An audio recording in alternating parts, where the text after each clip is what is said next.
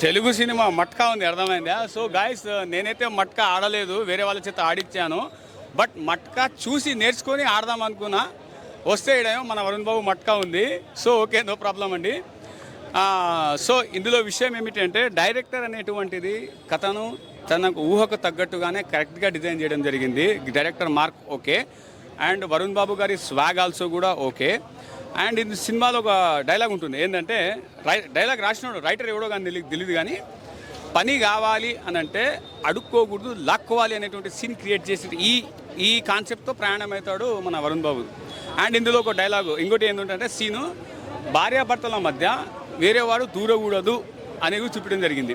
So ఇది okay. And ఇంకో విషయం ఏంటంటే, సినిమాలో నార్మల్గా మన కన్వర్జేషన్, అరే మన మీద బొగ్గుల వ్యాపారం ఎక్కువ తక్కువ అయితే ఆ బొగ్గుల పైన షీకులు అమ్ముకోవాల్సి వస్తుంది అని చెప్తాడు. ఇది విలన్ క్యారెక్టర్. సో ఈ విధంగా రైటరు చాలా బాగా రాయడం జరిగింది, డైరెక్టేషన్ కూడా బాగానే ఉంది.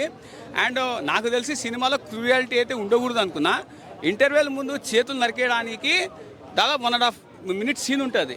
ఆ చేతులు ఎందుకు వచ్చినాయి, ఆ చేతులు మార్కినట్టు ఆ సీన్కి ఒక క్యారెక్టర్ ఏదో రావు అన్న బదల్లా రావు ఏదో రావు ఉంటుంది. ఆ రావు చేతులు నరకడానికి అంత పెద్ద సీన్ చెప్తాడు. పోనీ ఆ సీన్ కూడా డైరెక్టర్ ఏదైతే చేతులు నరుకుతాడో భాస్కర్ రావు అనేటువంటి పర్సన్, ఆయన కూడా చాలా బాగా ఆ సీన్ ఇంటర్వెల్ సీన్ అదొక్క సీనే. సినిమా మొత్తం ఎలా ఉంది మనం మర్చిపోతాం, కానీ ఆ సీన్ మటుకు సూపర్గా ఉంటుంది. ఫస్ట్ హాఫ్లో ఎక్కడా కూడా ల్యాగు లేకుండా, అనవసరమైన లీడ్ లేకుండా ఫస్ట్ హాఫ్ సూపర్గా చేయడం జరిగింది. సెకండ్ హాఫ్కి ఏం చేశారు అని అంటే, ఇంకో మట్కా 2 ఉందా అనేటువంటి కాన్సెప్ట్తో వదిలేశారు. అదే నాకు నేను చెప్తున్నా కదా, అసలు ఏందిరా మట్కా, అసలు ఎక్కడిదిరా మట్కా అంటే మట్కా ఎక్కడి నుంచి వచ్చింది అనేటువంటి చూపించాడు అతను. అది సో మీరు కూడా మట్కా చూడండి, ఆడొద్దు, అర్థమైందా? ఆడితే మనకు వచ్చేదేం లేదు.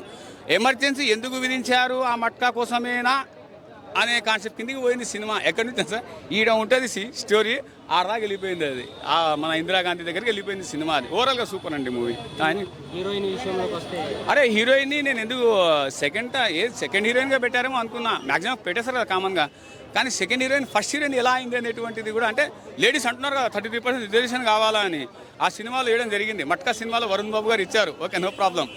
అండ్ మన కొరియోగ్రఫీ నోరా ఫతేది డ్యాన్స్ ఉంటుంది, కొరియోగ్రఫీ మటుకు భలే చూపించాడు ఆ పాపని, నోరా ఫతే పాపని, సూపర్గా, అసలు ఎక్సలెంట్, నైస్. చూడొచ్చండి సినిమా. అండ్ వన్ మోర్ థింగ్ అండి, please watch Telugu movies and then go to other language movies. This is my humble request, ఓకేనా? రైట్. ఎంటర్టైన్మెంట్ మట్కా సినిమా చూస్తామండి, ఎక్సలెంట్గా ఉంది. వరుణ్ తేజ్ అన్న గెటప్స్ అదిరిపోయినాయి సార్. మెగా ఫ్యాన్స్ అందరికీ విందు భోజనం లాగా ఈ November 14వ తారీఖున సో ఆడియన్స్ అందరూ ఫుల్ ఎంజాయ్ చేశారు. మట్కా సూపర్ డూపర్ హిట్ అండి. వైరా ఎంటర్టైన్మెంట్ అండ్ ఎస్ఆర్టీ వాళ్ళ బ్యానర్పై రజనీ గారు, తాళూరి డాక్టర్ విజేంద్ర రెడ్డి గారు, కరుణ్ కుమార్ గారు డైరెక్షన్, ప్రకాష్ గారు సంగీతం, అలాగే ఫోటోగ్రఫీ కిషోర్ కుమార్, తంగలాన్ కెమెరామెన్, ముగ్గురు కలిసి విరదీసేశారు సినిమాని. చాలా బాగుంది. వరుణ్ తేజ్ ఫైట్లు, సాంగులు, సీన్స్ ఎరకొట్టేశాడు. గెటప్లు అదిరిపోయినాయండి. 8.3.1 ఇస్తున్నామండి. చాలా బాగుంది సినిమా. 1980 బ్యాక్డ్రాప్లో సినిమా ఎక్సలెంట్గా ఉందండి. సినిమా 1980 బ్యాక్డ్రాప్లో అత్యద్భుతమైన విజయాన్ని సాధించిందండి. వైరా ఎంటర్టైన్మెంట్ ద్వితీయ ప్రయత్నంగా 2వ సినిమా హిట్ అండి. నేను సినిమా చూడకుండానే ముందే చెప్పాను, ఇప్పుడు చూస్తూ చెబుతున్నాను. ముందే సంవత్సరం క్రితం చెప్పే సినిమా హిట్ అవుతుందండి. కరుణ కుమార్ గారి సంగీతం ఎక్సలెంట్గా ఉందండి. కరుణ కుమార్ గారి డైరెక్షన్ ముందే చెప్పాడు డైరెక్టర్ గారికి, హీరో గారికి. సినిమా వర్షం కూడా లెక్క చేయకుండా యాక్ట్ చేశారు, చాలా వర్క్ చేశారు, హార్డ్ వర్క్ చేశారు. సినిమా సూపర్ డూపర్ హిట్ అండి సినిమా. జై వరుణ్ తేజ్ అన్న. పుష్పలో ఏమో మనకి గంధప్ బిజినెస్, ఇల్లీగల్ బిజినెస్, గవర్నమెంట్ తెలియకుండా చేయడం. మట్కా కూడా సేమ్ అటువంటి సినిమానే, స్టోరీ వైజ్కి వస్తే ప్రెడిక్టబుల్ స్టోరీ.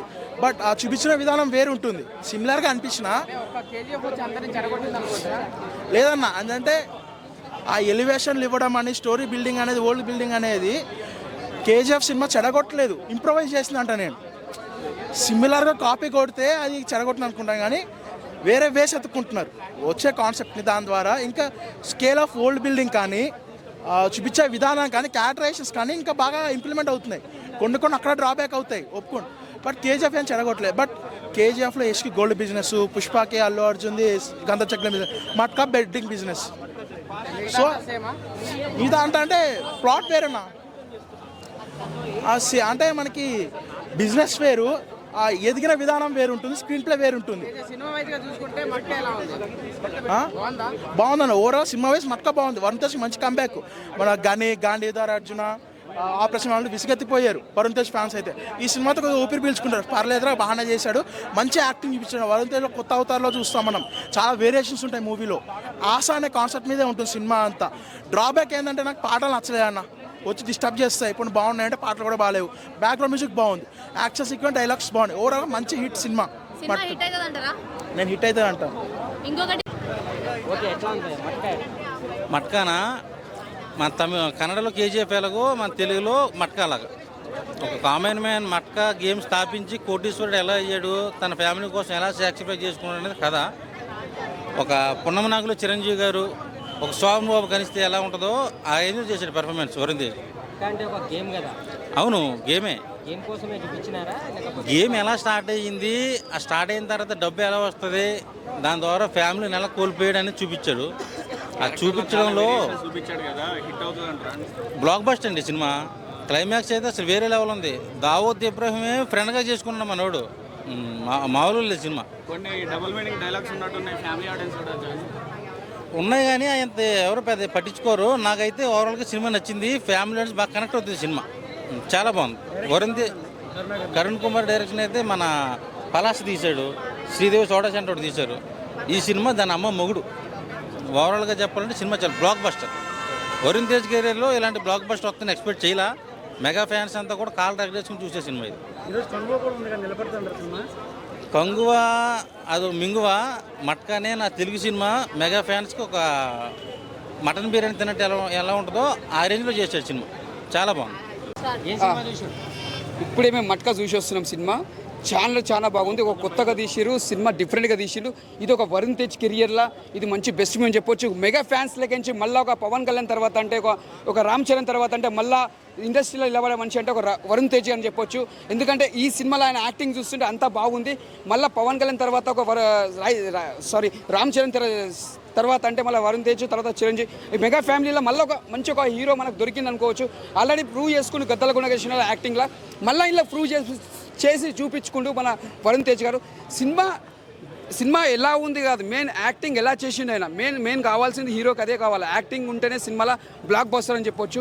ఆ హీరో ఈ సినిమాకి ప్రాణం పెట్టింది మెయిన్ చెప్పాలంటే ఆయన యాక్టింగ్ మ్యాచ్ అయింది. ఆయన యాక్టింగ్కి కానీ విలనిజం అంటే అలా 3 పాత్రలు చేసిండు. మూడు పాత్రలు కనిపిస్తాడు. ఒకటేమో సాఫ్టీ కనిపిస్తాడు, ఒకటి సైలెన్స్ ఉంటే ఒకటేమో విలనిజంలో కనిపిస్తాడు. ఆ 3 పాత్రలు న్యాయం చేసిండు ఆయన యాక్టింగ్లో. సినిమా మాత్రం ఇచ్చి పడేసిండు, ఎక్కడ కూడా బోరింగ్ లేకుండా బ్లాక్ బస్టర్ అని చెప్పొచ్చు. ఇది ఒక మెగా ఫ్యాన్స్కి పెద్ద పండుగ అని చెప్పొచ్చు. ఇది ఒక బెస్ట్ మూవీ అని చెప్పొచ్చు. వరుణ్ తేజ్ కెరియర్లో ఒక బెస్ట్ మూవీ. గతల గుణగేష్ తర్వాత అంటే మళ్ళీ కొద్ది బెస్ట్ మూవీ. నా కోరిక ఒకటే ఉంది, ఒక రాజమౌళి సార్ మీరు వరుణ్ తేజ్ తోటి సినిమా తీయాలని ఒక మెగా ఫ్యాన్స్కి ఒక ఆశ ఉన్నది.